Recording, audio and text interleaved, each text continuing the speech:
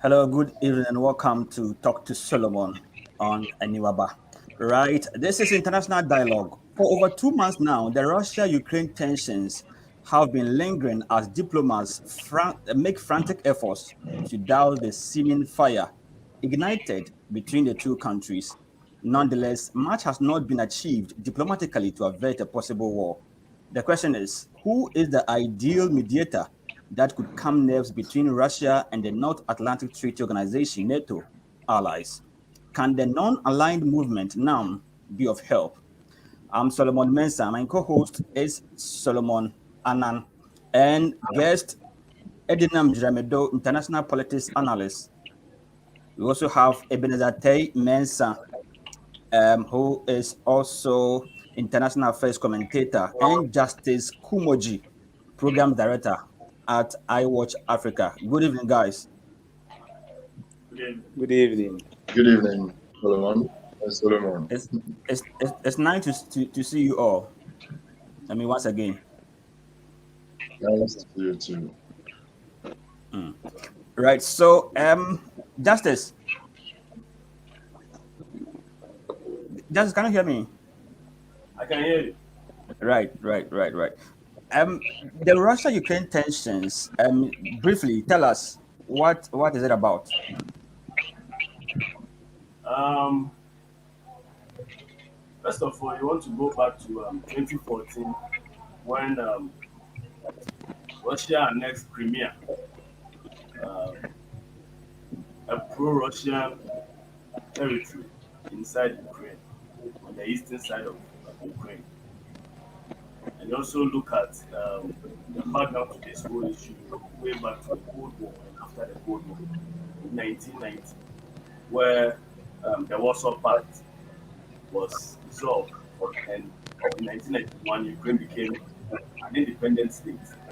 But then, because of their former association with Soviet Union, there is a cultural and historical antecedent there where you have pro-Russian separatist groups inside of Ukraine who don't want Western liberal democracy or Western lifestyle. So this tension has the historical background. You have people who want to have their own self-identity, which is a right in international law, being backed by Russia to ensure that Ukraine doesn't become um, a NATO ally. You also remember after the fall of the Cold War, US has been moving, or the NATO has been moving Eastern Europe, which is something the Russians consider an unfriendly act. So there has been this tension way back. And, the two main things Russia is demanding of NATO or the EU is that one, Ukraine doesn't become a NATO member because it's a strategic um, country for them in terms of its economic foreign interest. Where you have NATO close to the US, it's almost an act of aggression, where the Russians, as far as the security architecture is concerned, they can't have US being close to them. Just like when US wanted to have missile defense in Cuba, the US wasn't placed with that USSR Cuban missile defense. So that's the first instance. They don't want Ukraine to be a NATO member. And the second one is they don't want US forces inside the Baltic states. We're talking about Poland and other states. So the tension is always there. There are insiders in the Ukraine who wants Russia to take over, or Russian culture, or Soviet culture to prevail in the country. Whilst you have Ukrainian also, the majority of them also want to westernize, who want to be part of the EU, so that they can also have the sort of lifestyle Europe is having. And that's also a problem, a challenge for EU. Why can't they give Ukraine EU membership. When you give them the passport, some will travel to Germany, wherever, for greener pastures. And you know, this migration issue is one of the main issues why British exited the EU because of migration issues. So these are some of the underlying currents behind this tension. And Ukraine, unfortunately, is at the crossroads because um, Ukraine wants development for its people, wants prosperity, and so wants to join an alliance that will enhance its national interest. But then, in joining an alliance, that will also be an outcome to Russia's potential. Russia is not going to agree. That's what is tension. Okay. Edinam, do you think Russia's demand is fair? I mean, that one, they don't want Ukraine to join NATO. They should be under Russia as it was in the Soviet Union time. Is the demand fair? Or you think that Ukraine is free to join whatever association that they want?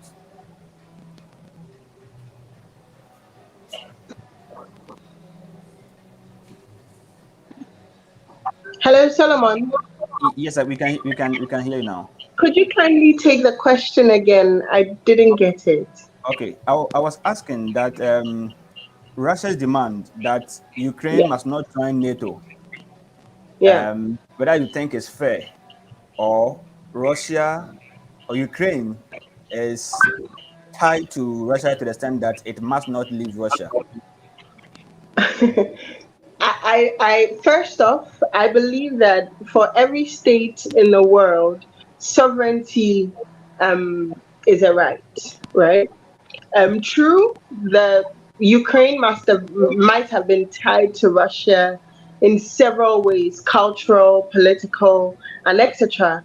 But at the same time, the Cold War is over, USSR has broken up, and Ukraine is free to pursue whatever alliances they believe is best for them.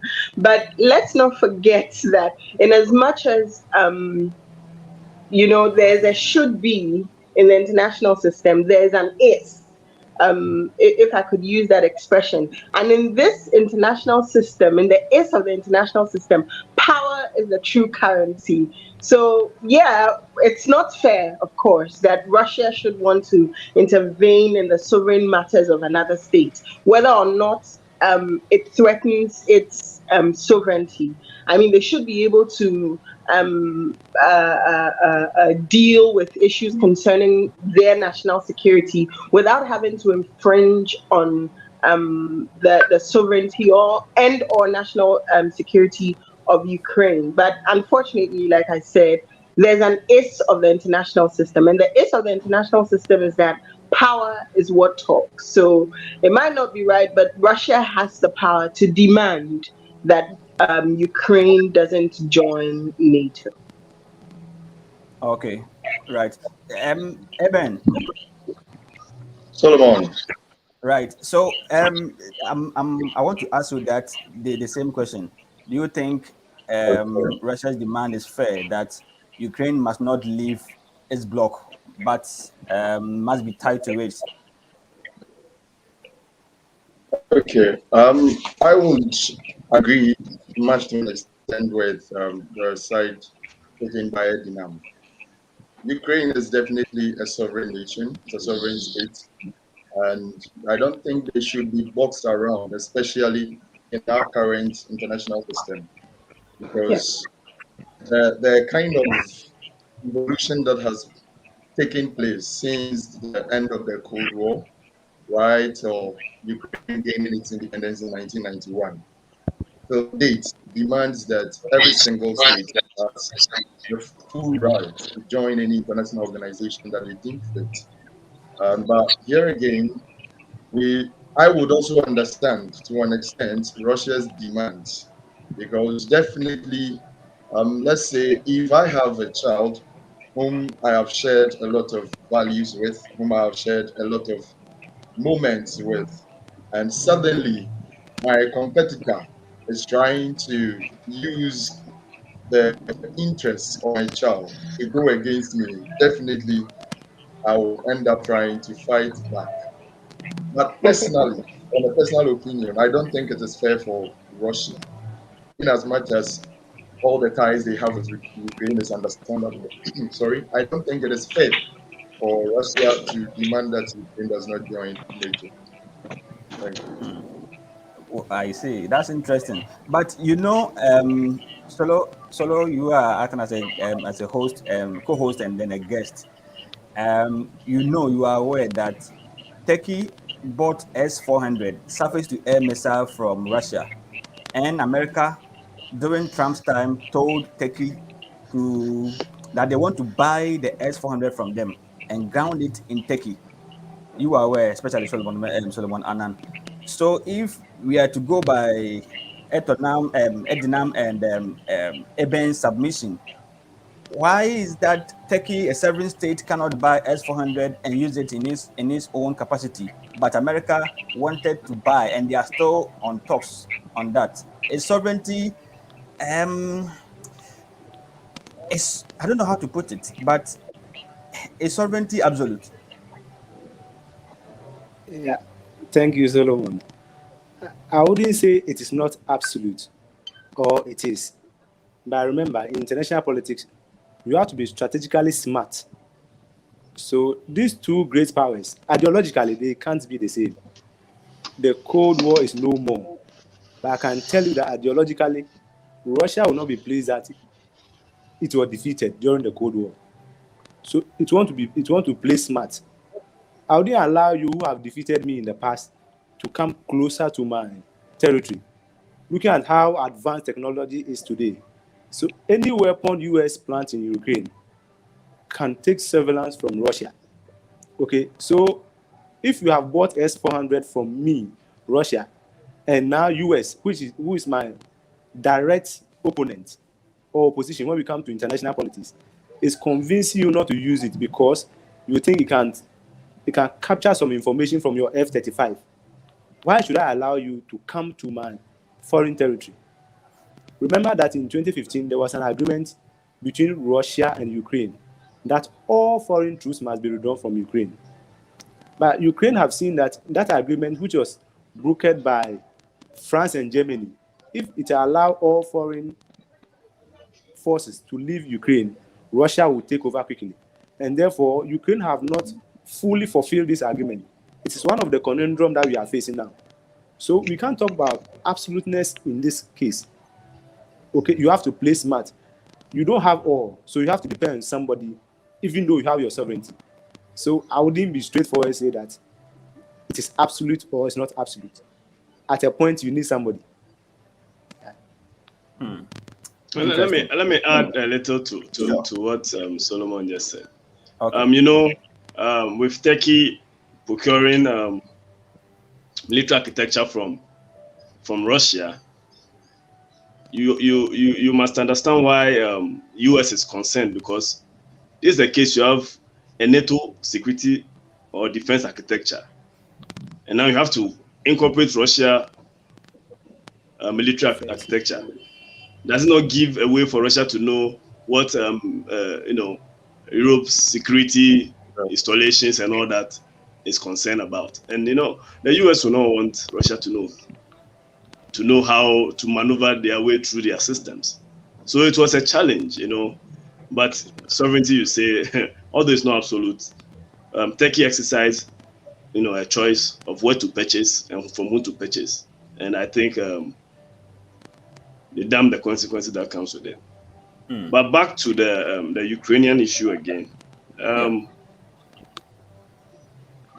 Ukraine is in a very, very vulnerable state, because even yesterday, foreign diplomats have been asked to evacuate the country pending an imminent attack.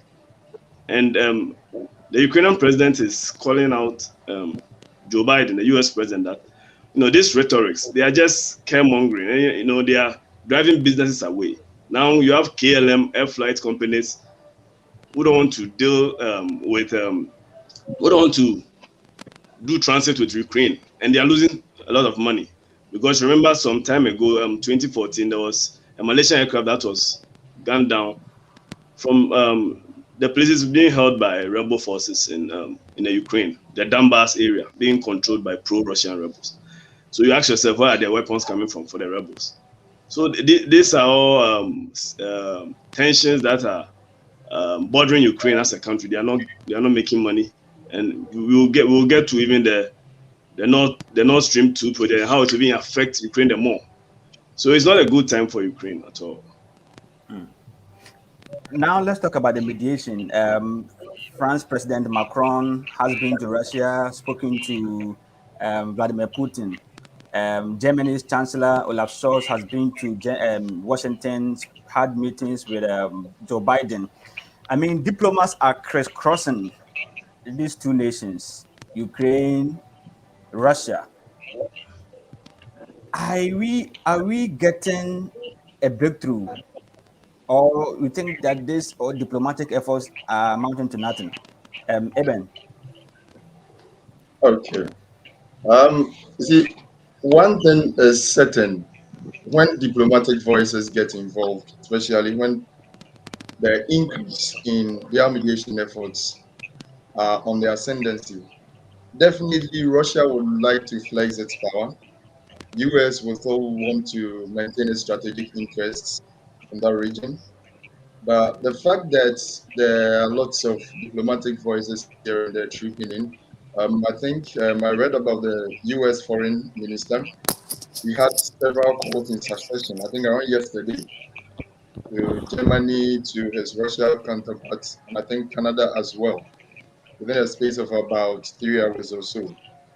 And definitely, in as much as Russia would like to have that strong-headed opinion on issues, with all these voices coming in and knowing the economic consequences that are also at stake, just as Justice was mentioning, the issue of most of these airlines pulling out, most of the embassies instructing their diplomats to leave Ukraine and all that.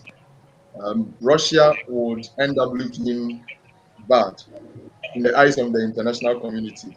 And let's understand the fact that with this sudden rise in global media strength, with their voices reaching far and wide, Russia wouldn't want to be in a position where it's viewed as being the villain. So they would want to step back a bit and resort to much more diplomatic talks here and there. And I think on some of the news outlets, you realize that Russia is still stating its position that they are not going in for an all-out war, and they are not going in for an invasion as well. So that leaves the room open for much more diplomatic talks. And I believe, though all these rhetorics are ongoing with the various threats here and there, possibly maximum in about a few weeks or months, there will be a diplomatic settlement to this issue. Thank you. Edinam, do you agree with Eben that diplomacy would bring solution to this tension between Ukraine and Russia? On this count, I beg to differ with Eben on two grounds. I think that history abounds with examples of from USSR, when they were still USSR, when they were adamant and wouldn't back down just because of public opinion or international outcry. That's one. And another thing is, I think that at this point, Russia doesn't have any problem with being called the villain. They've been called the villain for many years. And I don't think that at any point in time, well, at this point in time, I don't think it's really a problem for them as long as they get what they're looking out for. I mean, we saw Germany during the Second World War and how that this thing about international outcry, it doesn't really matter for many people, for some people, sorry. And of course, the last thing is Vladimir Putin is not one to back down just because people are saying he's a villain. We know he's not one to back down. I don't think Russia is going to back down until they find some sort of truce that favors them much more than US. I mean, if you see what's happening in the international system, you see that Russia is trying to, or let me say, Putin is trying to bring Russia back to that status of superpower, and I don't think he's going to back down just yet. I mean, look at Georgia, look at Crimea. He's not going to back down just yet until he knows that he's chopped some success that international negotiations will not be able to pull away from him. So I think that international analysts are not wrong when they say that there's imminent danger. Looking at the kind of military infrastructure that Russia has put in place, and they say they're just preparing for who knows what, but we know they're preparing for something more than who knows what. They're preparing to carve out what they believe belongs to them. And if we know Russia, if we know Putin, if we know former lead state of the USSR, we know they're not backing down until they find something in their clause that they think, yeah, we can latch onto this for the meantime, and then appease whatever international figures they think need to be appeased until it's time to rise up again. We see that's the sequence that Russia has been taking over the past couple of years. We go out and act like the eagle, and then when we have something in the clutch of in our grips, then we can flex the muscle a bit and then appease the international structures, and then we are out again with a bang in the next few months. So I don't think we should just be lax and watch Russia, because I think they have something up their sleeves. Well, Solo? yeah. Yes, I was Solo? about to come to you, Solo. Yes, come in. So, Justice, from Russia's point of view, do you think they are not going to back down because they don't trust the various diplomatic voices that are intervening? Or what do you think? Edinam is saying he doesn't think Russia will back down. Is it because he doesn't trust the various voices that are trying to intervene in this very conflict? Well, I think Russia is playing a game basically to earn a seat at the high table, to become relevant again, because it holds the aces as far as European needs are concerned, and even regards to Ukrainian needs. I think the shuttle diplomacy being employed by Emmanuel Macron is a step in the right direction, but they are not meeting the demands Russia is asking.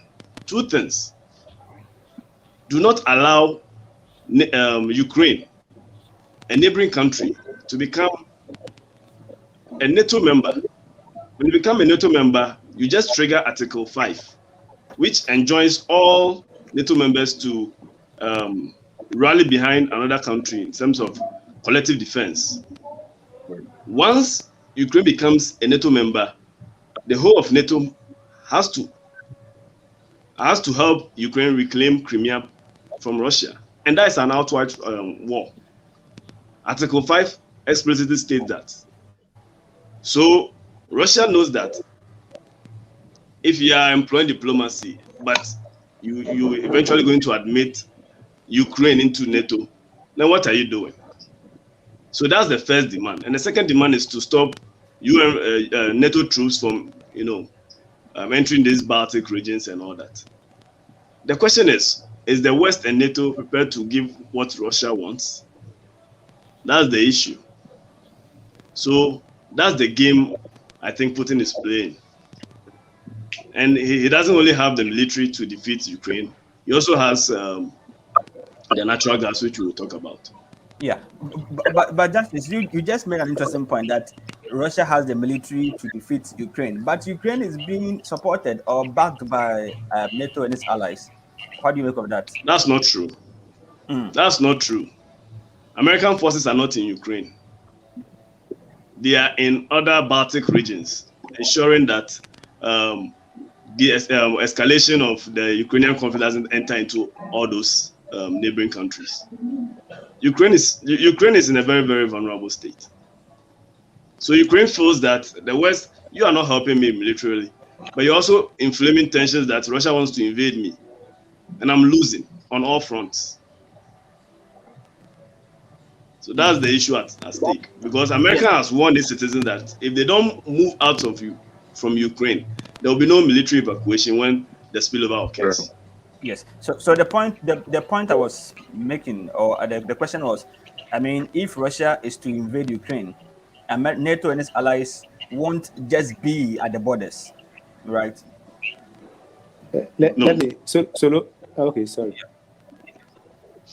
Yeah, you see, in Crimea, when Crimea was annexed, the West was there trying to. What did they actually do? The rhetoric is too much, and Russia have seen that when they invade Ukraine, the West won't send their soldiers. Ukraine is not yet a member of NATO, but because of geopolitics, they want to try and make sure that Ukraine now joins. So I am not too sure any of them will release their army to go and defend, be at the forefront of the war. Okay, but I think we need a neutral arbiter, because all these people are involved in the conflict. It is the West against the East, and these are some people from the West rather trying to mediate. But do we need a neutral arbiter in this conflict? And talking about the neutral arbiter, the non-aligned movement, are we seeing them mediate this conflict, this tension, or they are sleeping? Eben. Eben is laughing. It's interesting because when it comes to these superpowers engaging in their usual back and forth here and there, for the non-aligned movement, to be frank, over the time you hardly see them, and by their name alone, the name of the organization alone, they are non-aligned. So, and they are not just non-aligned in terms of power, political power in the international scene. They don't have much say. So you don't let someone who is lower than I am come to mediate between me and my competitor. It makes the whole thing messier, and usually you don't even hear anything at all. I don't know if any of you have come across any attempts by the Annan trying to mediate between the tensions.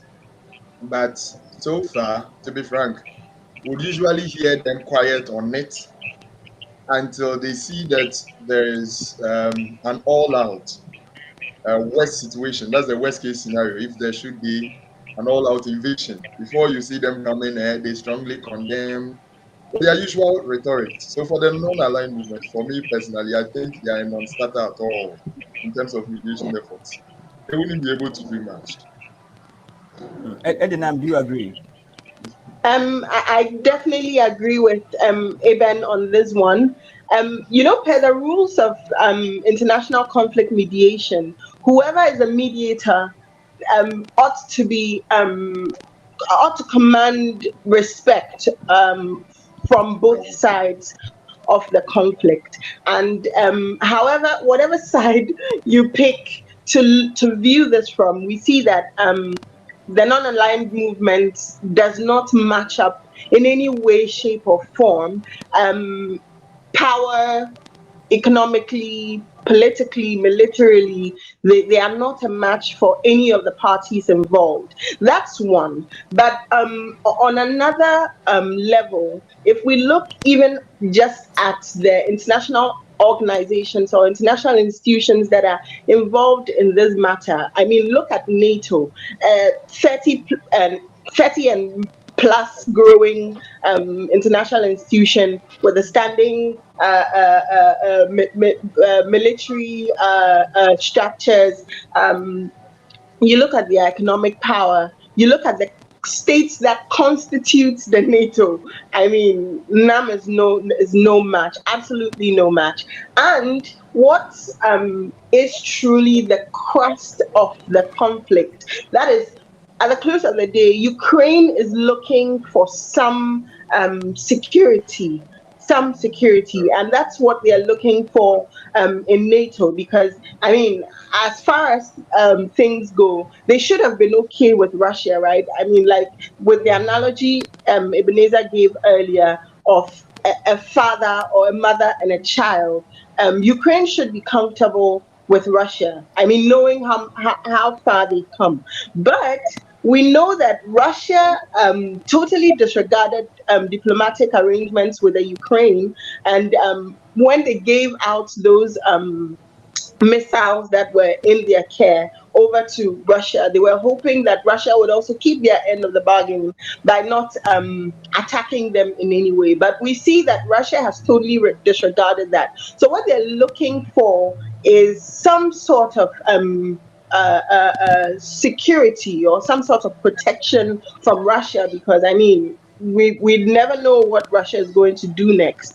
And in all honesty, the non-aligned movement has no power whatsoever to guarantee this security in any way to Ukraine. So at no point in time do they even have the muscle to flex in this matter. The best they can do, like Eben described, is at the close of the matter, when things have cooled down, to come down and give their usual rhetorics. But they don't have what it takes. I mean, even if they wanted to try, they don't have what it takes to stand against the factions that are existent in this current conflict. Yeah. That's interesting. Solo, you want to come in? Yes, please. All right. Yeah, Justice. An organization with about 120 members, Exactly. right?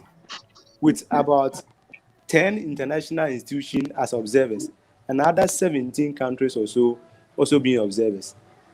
Are we saying they don't command any power and force? I think that here we are looking for somebody who's a neutral arbiter. Is it not the NAM that should be in that position to do that? Who else? Do you agree with our earlier colleagues? Well, Solomon, I agree with you perfectly. That's at 2015, exactly 120 member states constitute the non-aligned movement. And in a situation like Russia-Ukrainian conflict, diplomacy works best. You cannot use military force to solve this problem. So, I mean, it's a prime opportunity for the non-aligned movement to exert their influence in world politics, especially as one of their cardinal principles. Actually, they have three. It's against imperialism, foreign aggression, and power politics. So these tensions falls in the foreign aggression. You know, you have a big country like Russia trying to intimidate a small country like Ukraine. So it's an opportunity for the non-aligned movement to, through advocacy or maybe through diplomacy, bring some sort of calmness into the table and sort this thing out. It will be a big coup for them if they're able to pull it off. But whether they have, they don't have a standby army, and this doesn't even call for a standby army. This is for cool heads, you know, to prevail. So it's an opportunity for them, and I call on them to, you know, take action. Step up quickly. Yeah. So, this time? So Justice, what form should the mediation take? Should they first release a statement to on the back of the issue, or sit down both Putin and Velos, what do you call what's the Ukraine president's name? Zelensky. Yes, Zelensky and Putin must be talked to. For more indications, Zelensky is not antagonizing Russia in any way. Zelensky wants peace with Russia. So I'm, like I said earlier, I think Putin's tactics is not even targeted towards Ukraine itself, but sending a message to the rest of Europe and North America. So they're not the non-aligned movement, which is made up of head of states anyway, can talk to their colleague head of states and bring some mediation to the table. That's what Eben and Edinam think they can do. But Edinam, Africa, if you are to even take all the other countries out, Africa is fully a member of NAM. And we have more than 50 what do you call it, states in Africa. Yeah. Yes. Yeah. And so can't Africa alone, for the first time, say that they are mediating an international issue like this? I think I thought we had gone past this particular issue, but I mean, I don't think that we have what it takes currently, in all honesty. I mean, we have bigger fish to fry within our states or within our continent. And like many Western states have decided over the course of years, I think the best is to stay non-aligned like we're currently doing, and not meddle in these issues for now, because we know that once you begin to drag yourself, I mean, history lets us know, once you begin to drag yourself into these sort of issues, what you do, don't forget that to play any mediation role, we're going to expend resources, not just the brains of the individuals on the continent, but I mean, we're going to expend resources, monetary resources, in an attempt, even if it's just flying people about. And I think, like I said earlier, we have more pressing issues. I mean, look at Ghana. We have so many issues to take care of currently that we do not have what it takes currently to meddle in such affairs.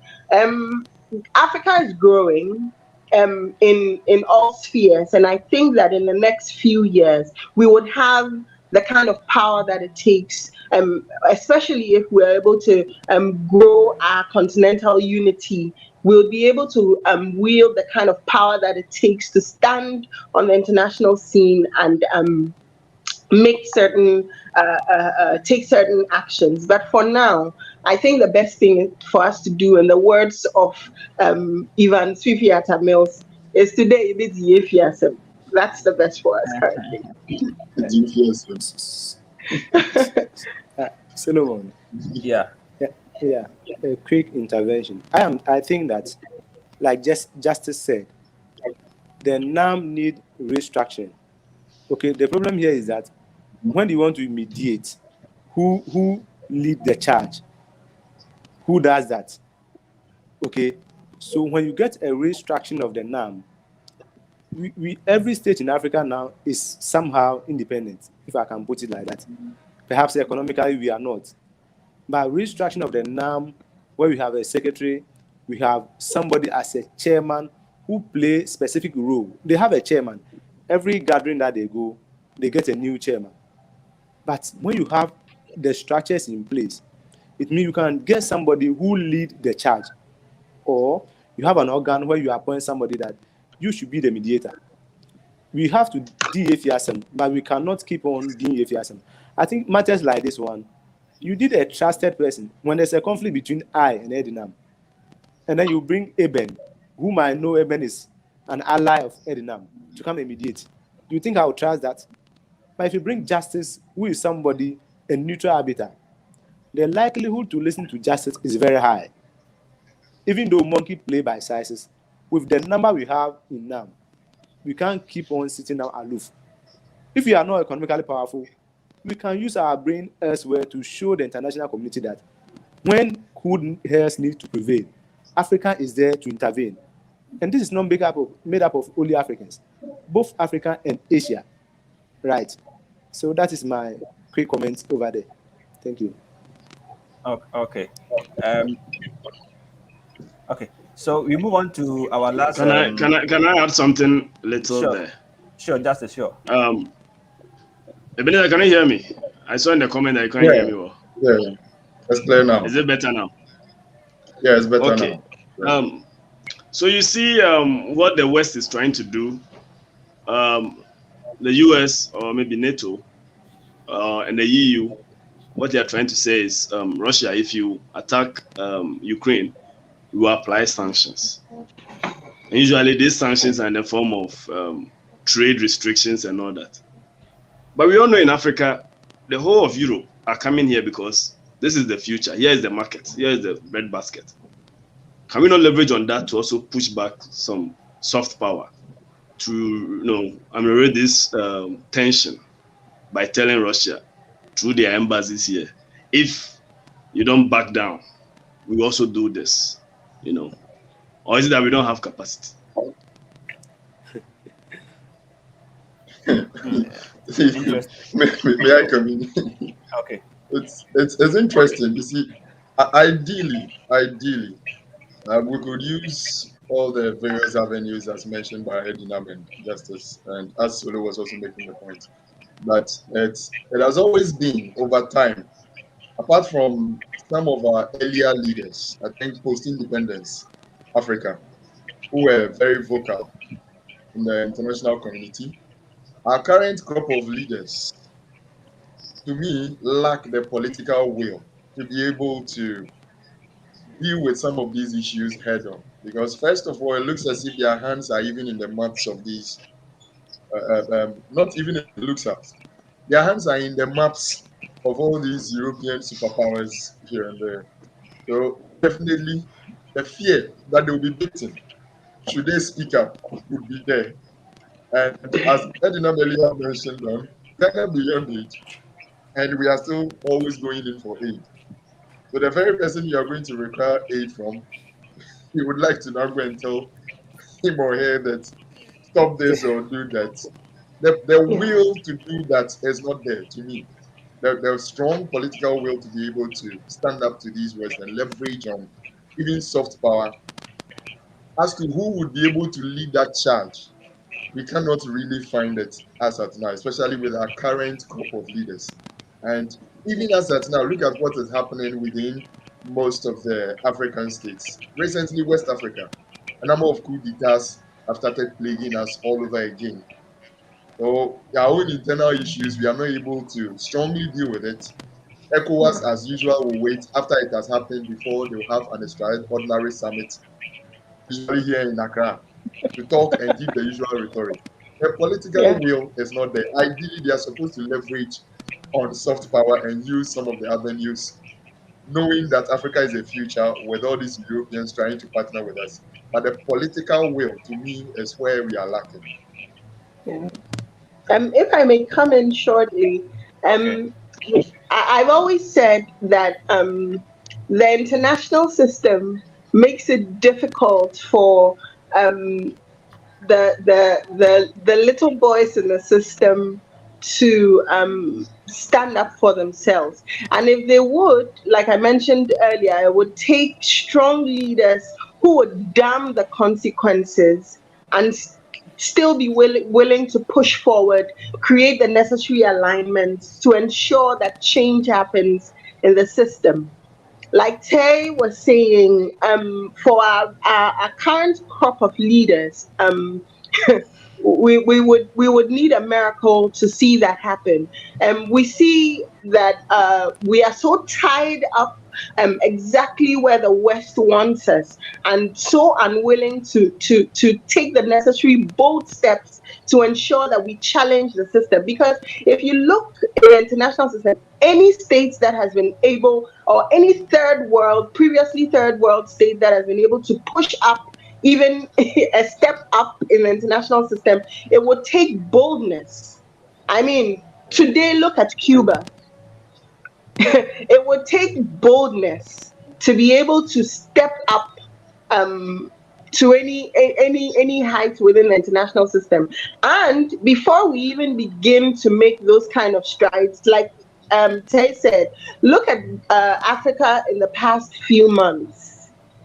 It's been conflicts, and we haven't been able to settle those issues that we have within our continent. So what makes us think that we even have the moral right, or the moral, what it takes morally to stand and say that we're mediating in issues of sorts, or even standing up to these states involved and saying that, hey, you guys should check it. We should check it for ourselves first. So international system not too favorable for us. Our leaders not doing the best that we need that we need to push us forward.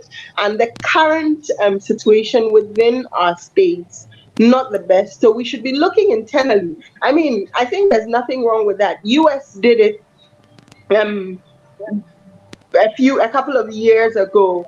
China did it a couple of years ago, and if you look at them now, they are far better for it, because once you begin to meddle in these issues, you are spent. You are spent. I mean, look at Europe after the Second World War. They were spent, you know. So we should take a cue from some of these historical happenings and do what is best for us right now. Okay. Let's move on to your final topic. The Nord Stream 2, a gas pipeline constructed from Russia to Germany to provide gas to Germany.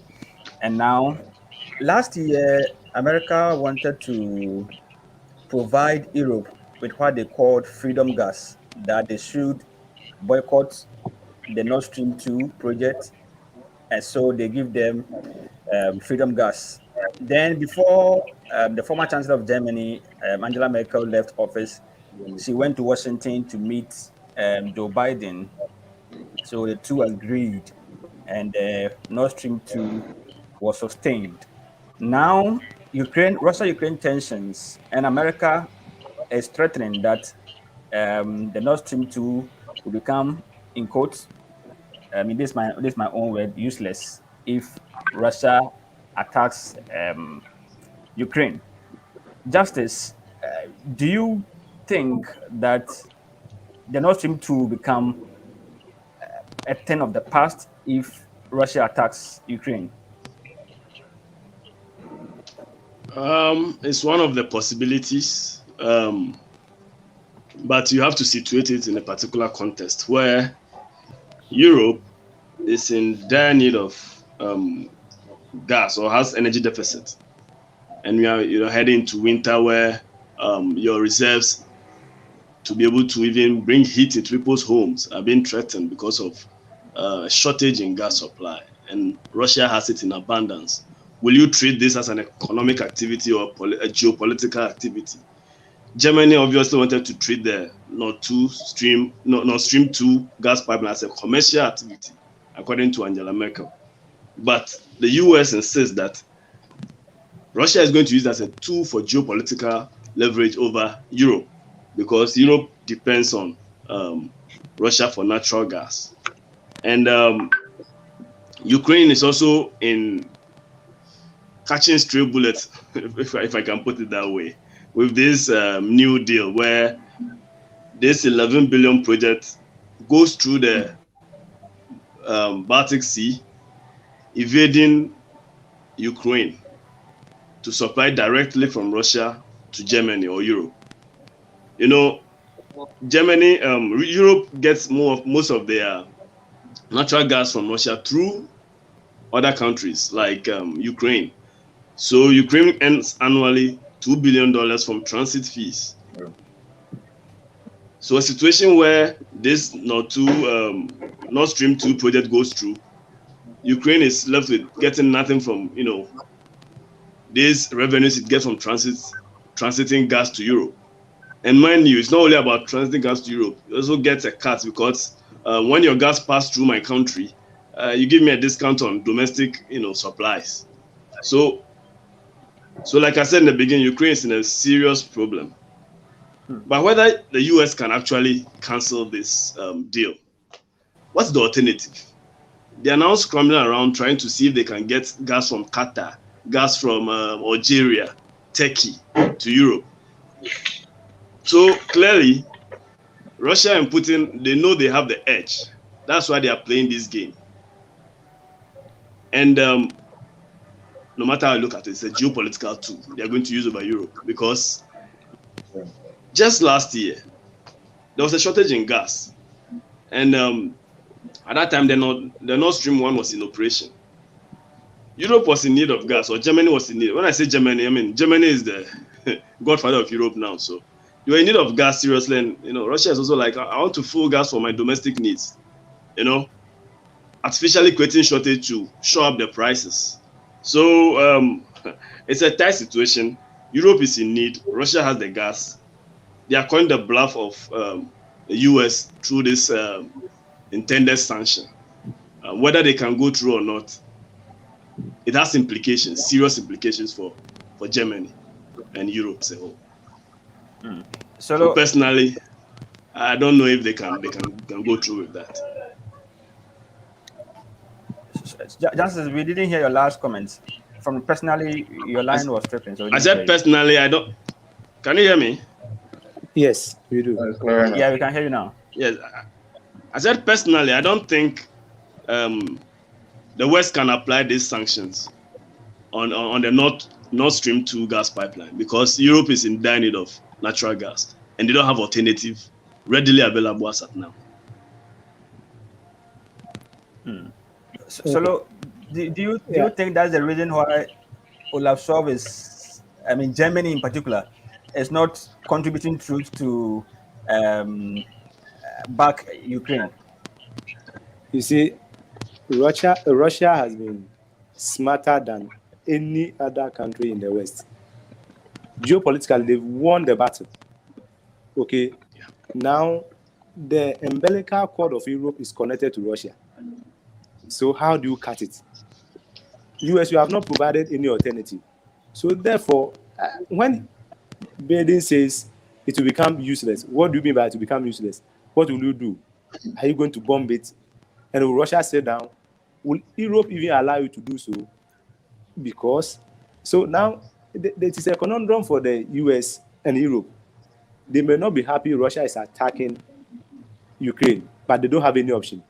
Not only their hands, everything of them is connected to Russia now. So they can't stop Russia. The only alternative we have now is diplomacy. But to say you are sending troops, it will be extremely difficult. Edinam, I saw your comment that you were not hearing us. Can you hear us now? Unfortunately, I can hardly hear Justice and Solomon, so I'm not actually able to follow their line of argument. Oh, sorry about that. And we've lost Justice feed too. Justice, if you can exit and reconnect. My video is off. Okay, it's back now. Yeah, it's back now. So Justice, you can hear us, right? Yes, I can hear you. Okay. So Edinam, yes. So you want to ask a question?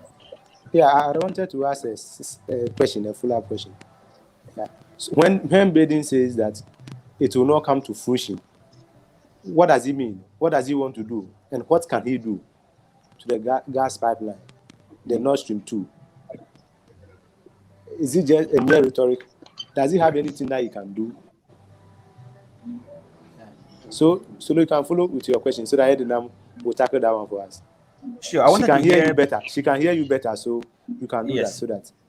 Yes. So I wanted to hear Edinam's take on that. I mean, how America is threatening Russia with this Nord Stream 2, that if it invades Ukraine, we are not saying Russia should invade Ukraine, but I mean using that as a bargaining chip that if you invade Ukraine, we are going to shut down the Nord Stream 2.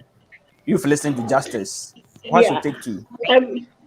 I like I said earlier, I didn't hear Justice's comments, okay. So I'm unable to speak to his line of thought. But as to whether America can do this, I mean, after the 9/11 attacks, we know that America can do anything in the with the excuse or with the storyline of fighting terrorism. And unfortunately, who's going to stand up to the US when they say they're fighting terrorism? Because as far as human security is concerned, they'll be doing it for the whole world. So if US is able to say this is on grounds of fighting terrorism, then anything is possible.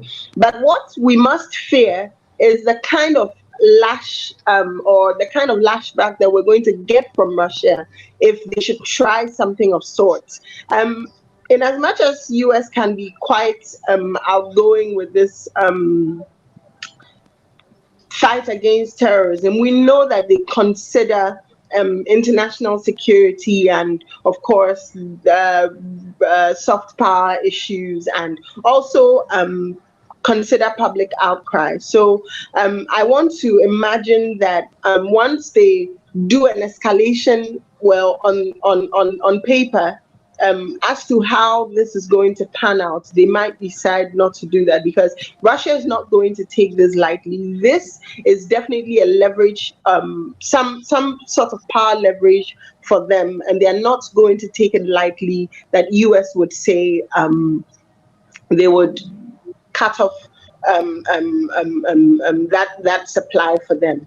One, and two, Russia has always felt like Ukraine is theirs. So as far as they are concerned, it's not really breaking any international protocol if it says, hey, come back into the fold. So I think that's something we'll have to look out for. I'm hoping that US would not take this all the way out, because Russia is not going to take this lightly at all. Okay. So you are smiling. Yes. So I wanted to ask Eben to make a follow-up. I don't know if you can hear me. Okay. Yeah, I can hear you. So you see, do you think that if US should intervene by blocking, either by bombing or whatever, that could lead to third world war? Are we playing with a third world war? Is it possible if something like that should happen? First of all, I do not think the US can just get up in the first place to go ahead to bomb, because it's not within their geographical, should I say, it's not within their territory. And if you'd observe, this sort of Germany has always argued from the standpoint that there's an economic issue, though Russia, as we would all know, would have political insinuations behind this as well. But the Third World War, I don't think will begin with the bombing of this. US just can't get up to bomb it in the first place. But let me put it this way: US is not, as at now, in the position to provide the amount of gas that Germany and most of the European states need. And here's the case where Russia is in the position to be able to provide. And considering how far they've come, I think they would rather resort much more to diplomacy in this case than to just get up and try to use military power in it, because the cost of the project alone would not warrant them just getting up to do it. And it's not a direct project between Russia and US themselves, but this is between Russia and Germany directly through the Baltic Sea. Definitely, there will be the concerns of Ukraine. I think they'll be losing about $2 billion simply because Russia wouldn't need to transit the passage through their land or their territory. So, US, and besides that, there's a personal opinion though, and having read through a few comments on the news outlets, the US foreign minister has always been on the fact that they would impose those sanctions and cancel it and make sure this does not go through. But Joe Biden himself does not seem to have that strong will to be able to follow through with it. That's a personal observation. That though he is making the rhetoric here and there, I don't see Joe Biden to be, probably if it were Trump, I would have had a different opinion. But for Joe Biden we know currently, I don't think he will be able to follow through with any military action. They will still end up resorting to the negotiation table to discuss it economically instead of using military interventions in it. Okay, thank you. But Eben, I wonder if had it been Trump on the seat, I've always asked myself what the reaction of US would have been, because Trump used or appeared to be a friend of Putin. You know, so I've always asked myself this question: that had it been Trump's time, how would America have approached this issue? But if I can come in shortly, I think you put it just right. Trump seemed to be a friend of Putin. And you know what? We're friends until we have an issue of conflict. That's always been US style. We are friends until there's conflict, because we know the history of US and Russia. And I don't think that whatever that show they put up for us was, I don't think that would have been enough to let them handle this any other way. That said, I think Tay made a really strong statement. We don't see Biden in the light of that kind of really strong leader that's going to put up the confrontational attitude, if I might say, that Trump would have. So for me, I think it's going to be interesting the next couple of months how this pans out. I mean, Putin is strong and he's unrelenting.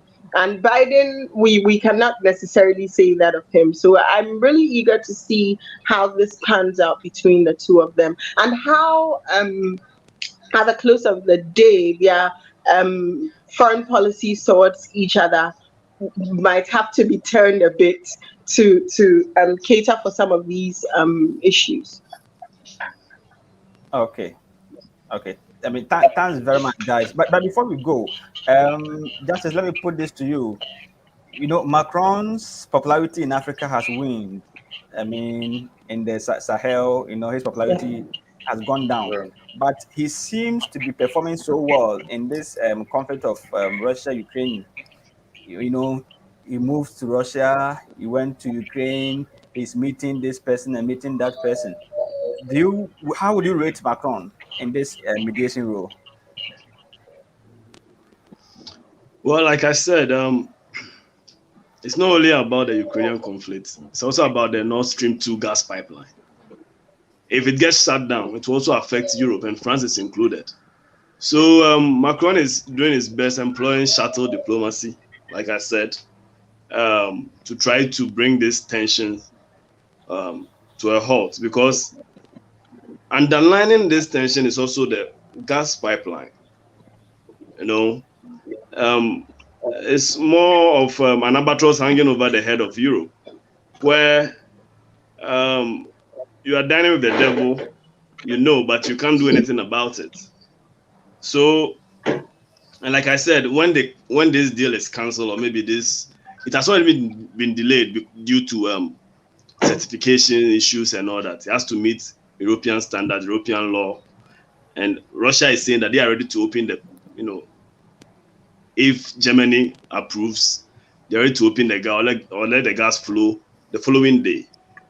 So you know they're using this certification tactics to delay the process, and the threat of shutting it down completely will not only affect European gas supply and Germany in particular, but also major energy companies who have invested heavily into this deal, 11 billion project. You have Shell, you have OMV, NG, Unipa, and what have you, heavily invested in this, and they will all be affected. So I don't see it happening that it will be shut down. Probably what Macron is doing will also yield some benefits. Okay. Thank you so much. Eben, your last words. Okay. In all these, I would say the world leaders should still sit on the negotiation table. They should rather employ the use of diplomacy instead of the usual military threats here and there, because that has never helped the world.